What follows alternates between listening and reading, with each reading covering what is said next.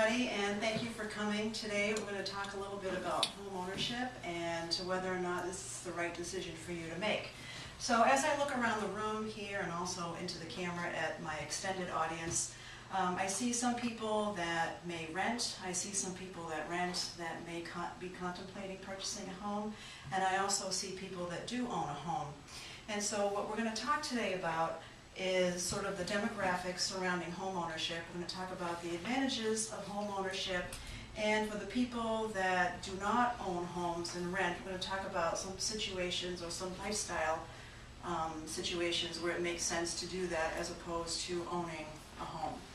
So for those of you that don't own a home, I hope to encourage you to contemplate looking at a home, and for those of you that do own a home, I hope that I will remind you why you went ahead in the beginning and did purchase a home in the first place. So I myself own 2 pieces of property. About 15 years ago I bought a vacation home in New Hampshire, and about 10 years ago I bought my own residential home. So I do have some experience in home ownership, and I'm a big fan of that. So we're going to talk a little bit about home demographics first of all, and just last month, in November 2013, the U.S. Census Bureau published an article saying that 65% of people own a home. Now, that's very interesting because the majority of the population is leaning towards home ownership. If we take a look at the craze in the housing market back in 2004, only about 4% more, 69% of people owned a home. So you can see that even at a time of recession, people are still hanging on to their homes and making modifications or whatnot, but they do believe that that's a sound investment to make.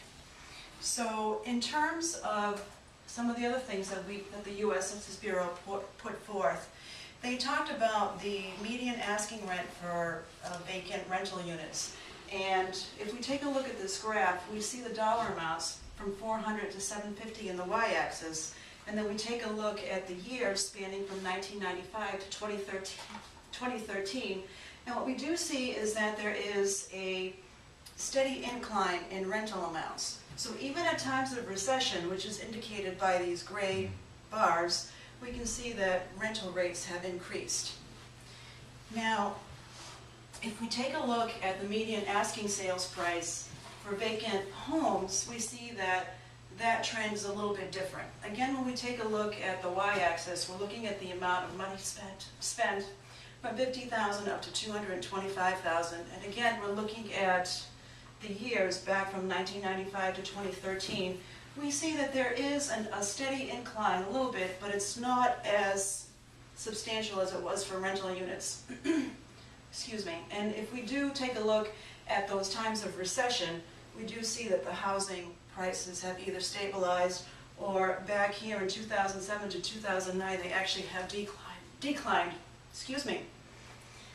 And if we take a look at 2013, the average median sales price in the United States was $140,000, which is not reflective of the Northeast area, as we all know. But basically, if we take this into perspective, Trulia's chief economist, Jed Kolko, reported back in March of 2013 that buying is about 44% cheaper than renting. I apologize. So if we take a look at the advantages to home ownership, there are basically 4 major advantages. There are tax credits, there are value adjustments, there's financial stability, and there's also social benefits. And we're going to get into those a little bit more in the next slide. So if we take a look at the tax advantage, most people obtain a mortgage when they purchase a home, and they make monthly payments, and the interest that's collected on that mortgage payment can be deducted on yearly income tax levels. And then as you pay your mortgage down, the amount of interest declines and the amount that you're paying towards principal actually increases, so that you do have a tax advantage that exists throughout the life essentially of your mortgage. Closing costs and fees, such as appraisal fees, can also be deducted on your income tax, and that could happen when you first purchase your home. It can also happen when you do sell your home. Now, in terms of value adjustments, you are building equity. Month to month, as you're making your mortgage payments, you're paying a little bit towards your principal, and your amount that you owe the bank on your note is actually decreasing. Appreciation also occurs with a home. So typically, according to the National Association of Realtors, the value increases at the rate of inflation plus 1 or 2 percentage points, which is very interesting. So it does behoove you to buy a house, because at some point your house may appreciate. And there's also a 5-year cost savings, and that was done with a study by Quealy and C. that reported in the New York Times that the monetary value after 5 years actually increased after about 5 years, as opposed to renting a home. In terms of financial stability, you have fixed rate mortgage payments, so you know exactly what you're going to be spending on your home from month to month. So you can budget that very effectively, whereas if you're renting, that amount may change year to year, or if you're moving frequently, again, that amount may change. And in terms of social benefits, Sarah Hepp, back in 2012, in an article in Economist Outlook, took a look at a number of social benefits that occur with home ownership. First of all is pride in ownership. People spend a lot of time maintaining their homes, beautifying their homes, that sort of thing. And there's also a lot of community participation in home ownerships. People tend to interact more with their neighbors, get to know them, have parties, that sort of thing, may do projects together. They may end up at some point participating in some voluntary organizations or local government or that sort of stuff to get involved in the community, because they will be staying for a period of time. So now we talked about all the benefits of home ownership, but we know that 65% of the population owns a home. That leaves another 35% of the population.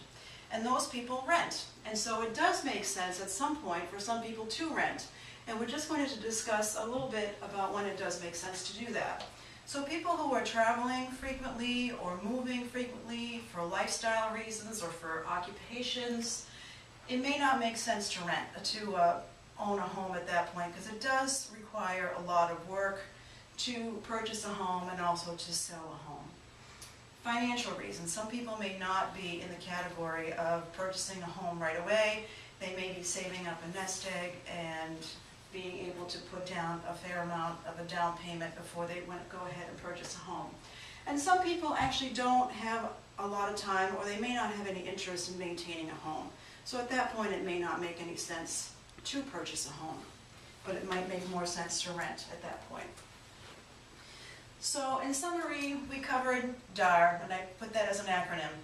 Basically, we talked about the demographics in the United States of home ownership. We talked about the advantages of home ownership, and then we also talked about when it makes sense to rent. So where you live is really an important decision. You need to keep your options open.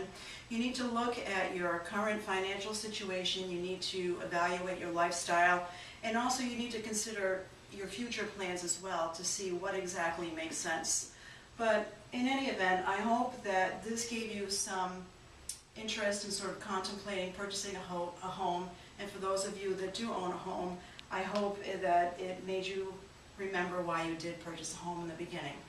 So thank you very much for your attention. Yay! Thank you.